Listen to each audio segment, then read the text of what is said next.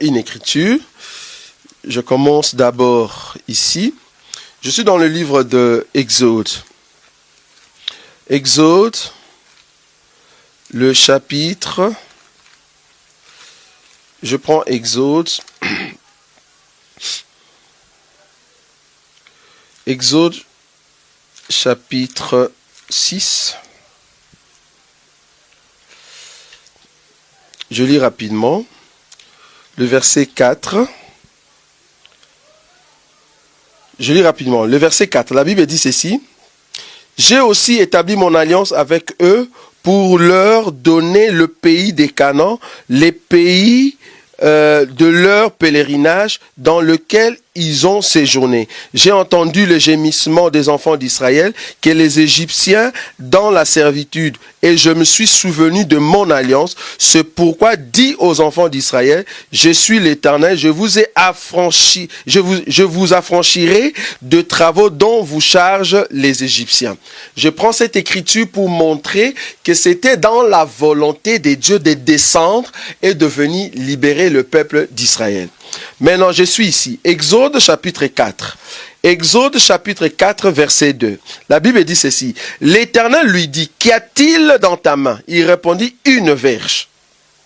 L'Éternel lui dit, jette-la par terre. Il la jeta par terre et elle devint un serpent. La Bible dit, Moïse fouillait devant lui. L'Éternel dit à Moïse, étends ta main et saisis-le par la queue.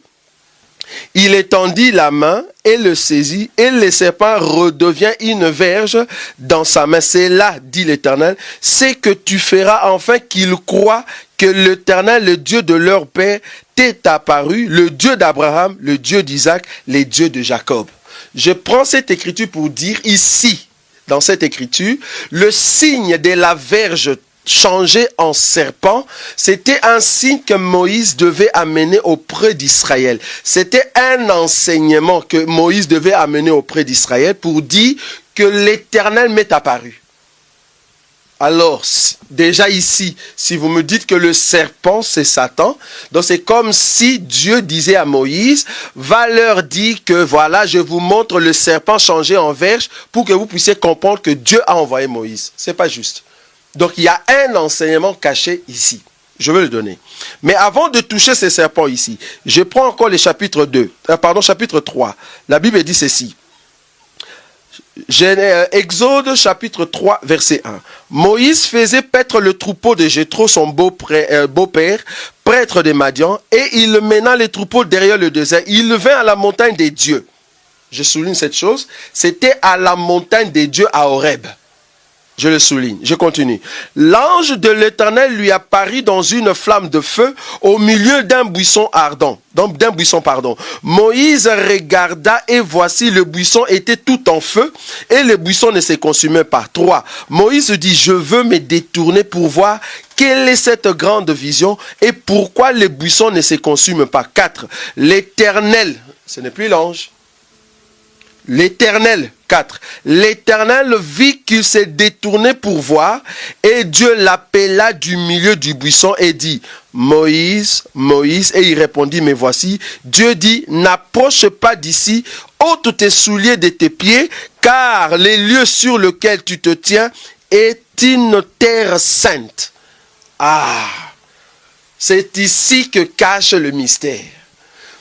Moïse, là où il s'est trouvé sur la montagne de l'Éternel, quand il a vu le buisson, l'environnement ou les lieux où s'est trouvé le buisson, Dieu l'appelle terre sainte.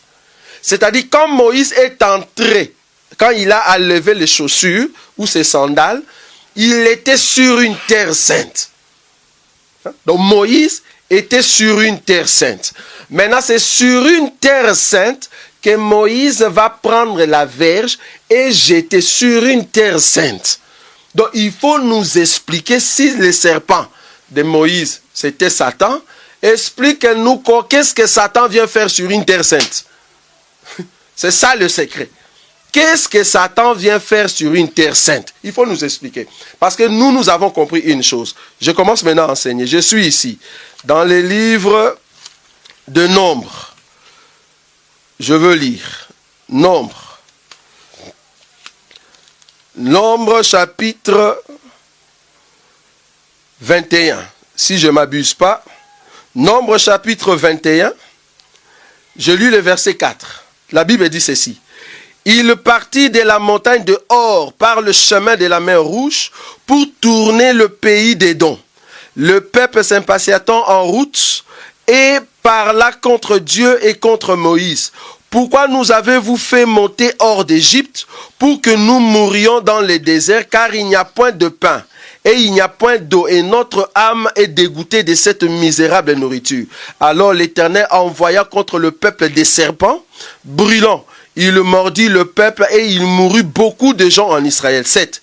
Le peuple vint à Moïse et dit, nous avons péché car nous avons parlé contre l'Éternel et contre toi.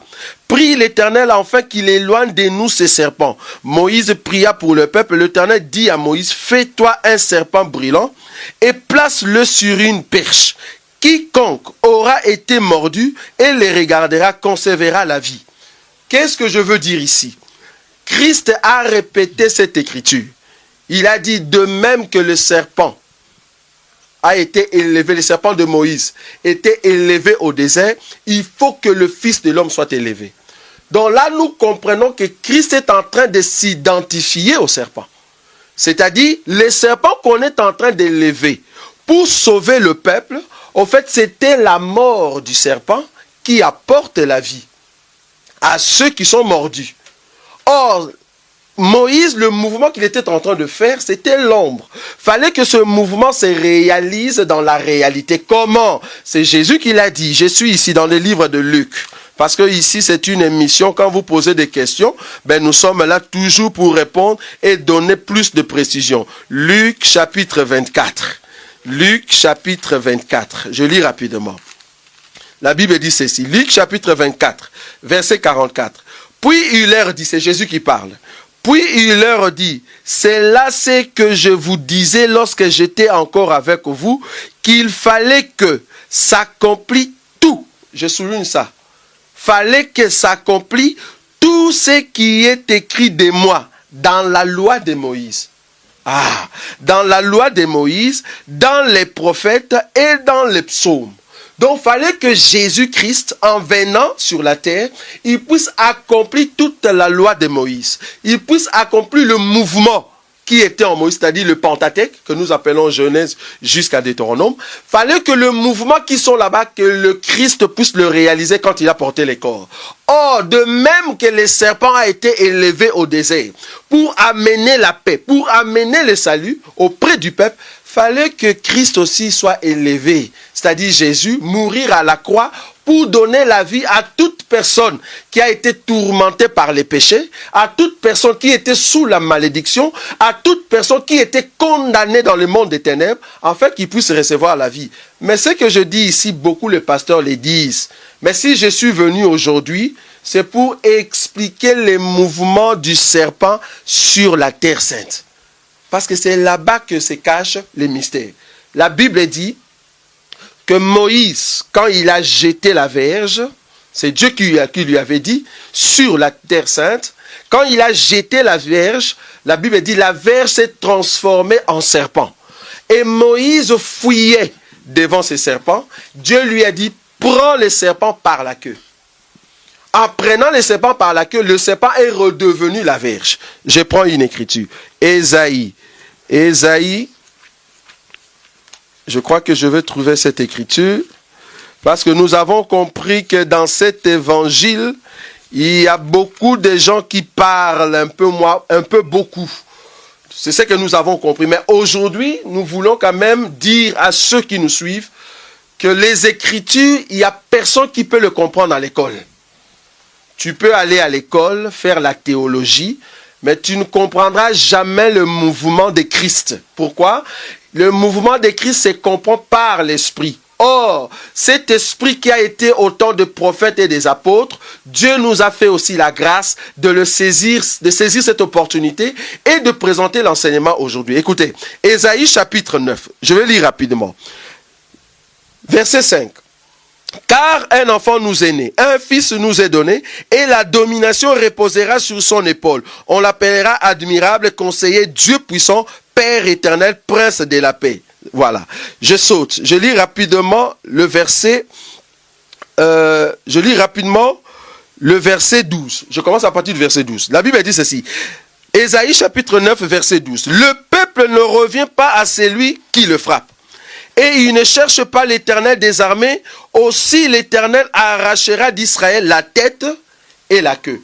Je veux expliquer c'est quoi la queue. Pourquoi Moïse va tenir au fait les serpents par la queue.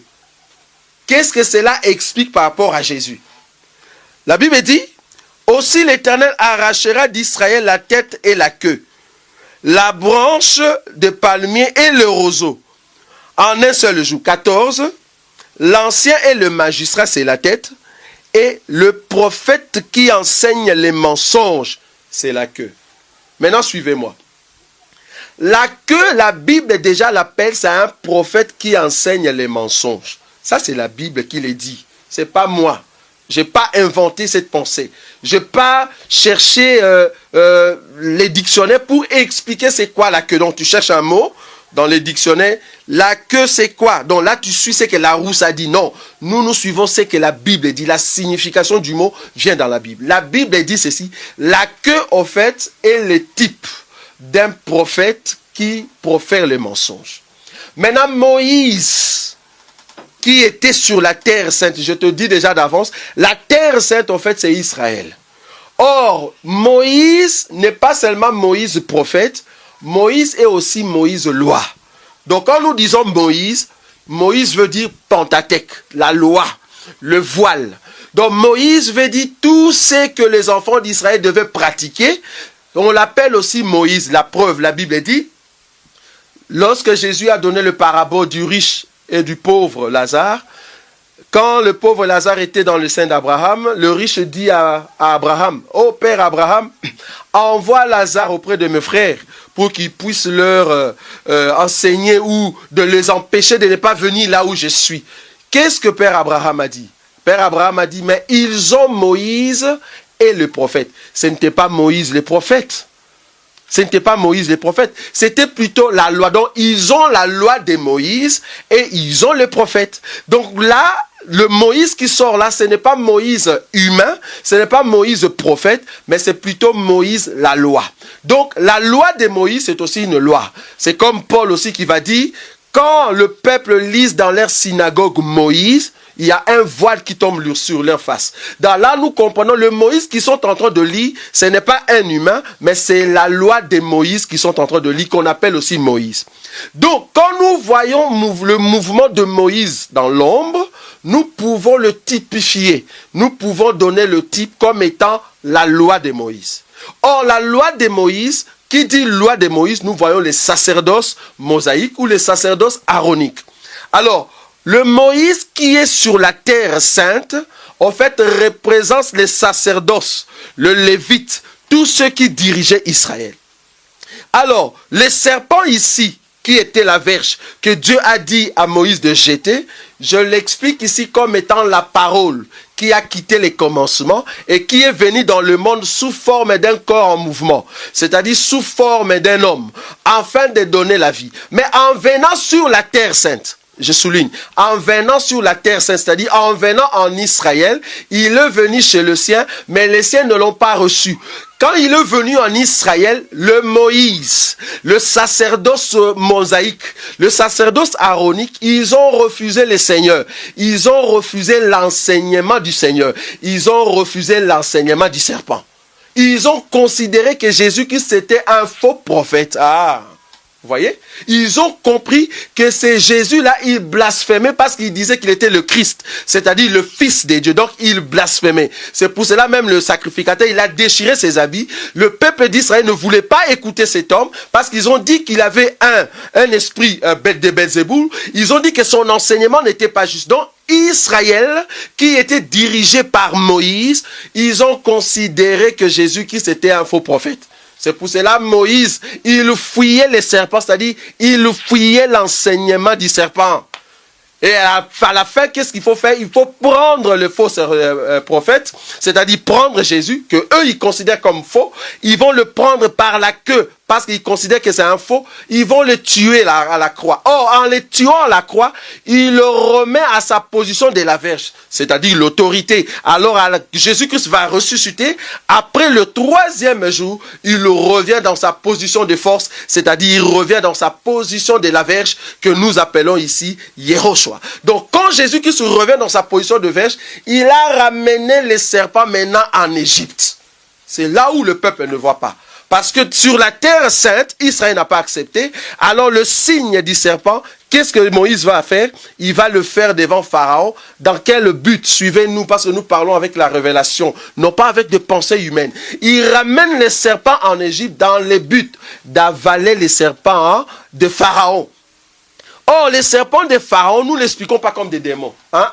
Nous, dans cet évangile, nous ne disons pas que ces serpents, ce sont des démons. Nous disons que ces serpents, c'était des enfants de Dieu qui étaient retenus statiques, qui étaient retenus entre le maître de magicien du Pharaon. Et qu'en ces jours-là, quand Moïse a jeté la verge et que la verge est redevenue le serpent, les serpents de Moïse appelaient les enfants, appelaient le peuple de Dieu, afin qu'ils sortent entre le maître des magiciens et qu'ils prennent la forme du serpent, c'est-à-dire sortir de l'état statique, sortir de l'état de la verge pour qu'ils redeviennent les serpents et que ces serpents entrent dans la bouche des serpents de Moïse. C'est-à-dire quoi?